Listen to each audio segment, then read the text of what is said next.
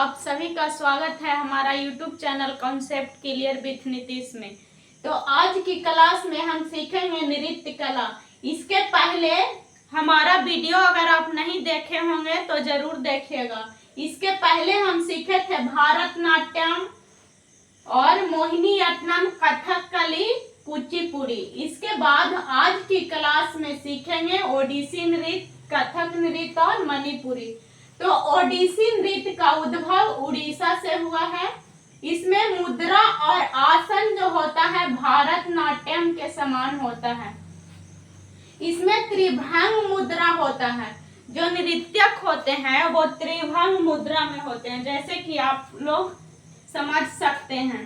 ये नृत्यक हैं जो त्रिभंग यानी त्रिभुजाकार, इसमें तीन तरह के दिखाते हैं। जैसे यहाँ से है जो इस टाइप से है, और यहाँ से इनका शरीर का आकार इस तरह से बनाए हुए हैं, और यहाँ से आके इस तरह से, यानी त्रिभंग मुद्रा में नृत्यक हैं जो रहते हैं। इसके बाद इसमें जो सारा आभूषण होता है वो चांदी का होता है। मेन इम्पोर्टेंट ध्यान रखना है कि इसमें आभूषण जो होता है चांदी का होता है। जैसे आप देख सकते हैं कि इनके गले में बड़ा सा हार है, वो भी चांदी का है। कंठा हार है, वो भी चांदी का है। मांग में टीका है, वो भी चांदी का है। कान में वाली है, वो भी चांदी का है। इसमें सबसे इम्पोर्टेंट है कमर पट्टी, वो भी चांदी का है। हाथ का चूड़ी वो भी चांदी का है। तो इसमें क्वेश्चन पूछा जाता है कि कौन सा नृत्य में सिर्फ चांदी का आभूषण पहना जाता है। तो उड़ीसी नृत्य में सिर्फ चांदी का आभूषण, जैसे कि आप देख सकते हैं, और त्रिभंग मुद्रा को दर्शाता है। इसमें सबसे इम्पोर्टेंट होता है इनका केश विन्यास। देख सकते हैं आप, जो केश विन्यास है वो किस प्रकार से है। तो इससे संबंधित कलाकार हैं जो पंकज चरण दास हैं और केलू चरण महापात्र। केलू चरण महापात्र का ही शिष्य हैं जो सोनल मानसिंह, यानी सोनल मानसिंह केलू चरण सिंह महापात्र का शिष्य हैं। ये बहुत अच्छा नृत्यक हैं। ये हम लोग भारतनाट्यम में भी पढ़े थे। तो सबसे अच्छा नृत्यक है सोनल मानसिंह, जो केलू चरण महापात्र का शिष्य हैं। तो ये सबसे नृत्य कला के लिए ये सबसे प्रसिद्ध व्यक्ति हैं। इसके बाद है कथक। तो कथक है नृत्य जो उत्तर प्रदेश, इसका उद्भव उत्तर प्रदेश में हुआ है। इसमें सबसे इम्पोर्टेंट है या ध्यान रखिएगा कि सबसे उत्तर में होने वाला, यानी भारत में सबसे उत्तर में होने वाला नृत्य सिर्फ कथक नृत्य है, जो उत्तर प्रदेश में इसका उद्भव हुआ है। और इसमें दरबारी नृत्य होता है। ये दरबारी नृत्य है। कथक नृत्य है जो दरबारी नृत्य है। दरबारी नृत्य का मतलब जो राजा के दरबार में होता है। तो ये नृत्य जो सिर्फ राजा के दरबार में होता था। इनमें मेन इम्पोर्टेंट है, इनके दोनों पैर में घुंघरू होता है। दोनों पैर में घुंघरू होता है। तबला और कलाकार के बीच जुगलबंदी होता है। जुगलबंदी के मतलब एक तरफ से इधर से तबला बजाता है तो दूसरा व्यक्ति उधर से बजाता है। एक तरफ इधर से तो एक तरफ इधर से, यानी इसके कलाकार के बीच जुगलबंदी होता है।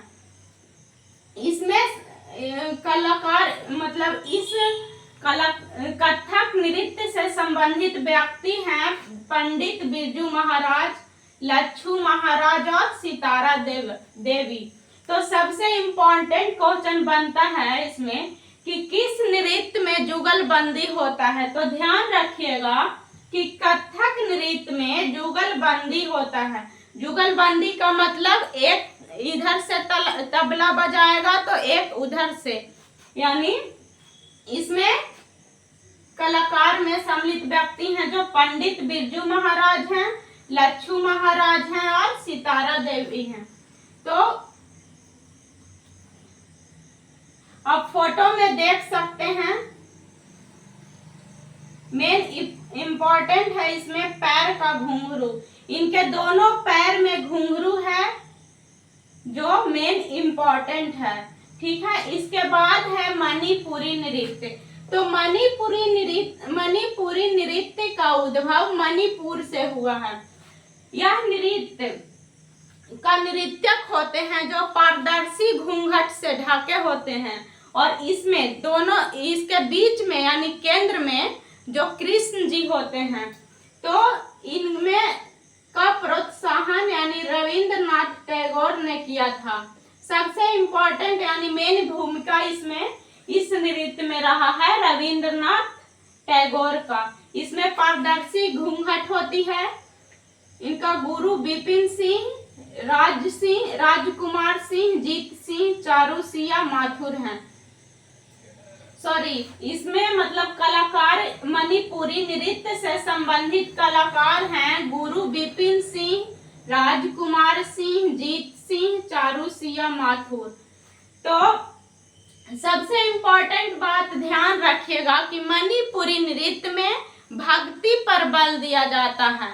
यहाँ से क्वेश्चन बनेगा कि कौन सा नृत्य है जिसमें सिर्फ भक्ति पर बल दिया जाता है, तो मणिपुरी नृत्य पर सिर्फ भक्ति पर बल दिया जाता है। मणिपुरी नृत्य में इसमें चेहरा ढका होता है और मेन क्वेश्चन बनता है कि कौन सा नृत्य में, आपको सब नृत्य में पढ़ाए हैं जिसमें पैर में कोई में घुंघरू है, कोई में पायल है, तो इस नृत्य में मणिपुरी में पैर में घुंघरू नहीं होता है। इसमें सबसे इम्पोर्टेंट क्वेश्चन ये बनता है कि मणिपुरी नृत्य में क्या पैर में घुंघरू नहीं होता है।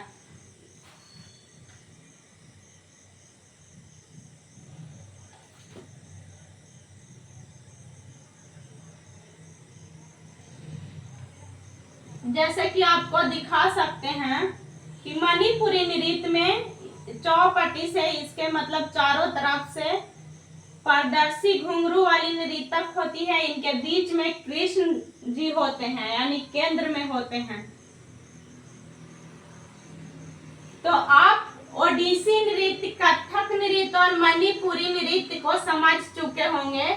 इसके बाद नेक्स्ट क्लास में हम चलेंगे सत्रिया नृत्य और छऊ नृत्य। हम कुल 9 प्रकार के नृत्य पढ़े थे, तो जिसमें से आज 3 को करवाए हैं। इसके बाद 2 और बचा तो नेक्स्ट वीडियो में करवा देंगे। तो चलिए मिलते हैं अब नेक्स्ट वीडियो में। वीडियो देखने के लिए थैंक्स।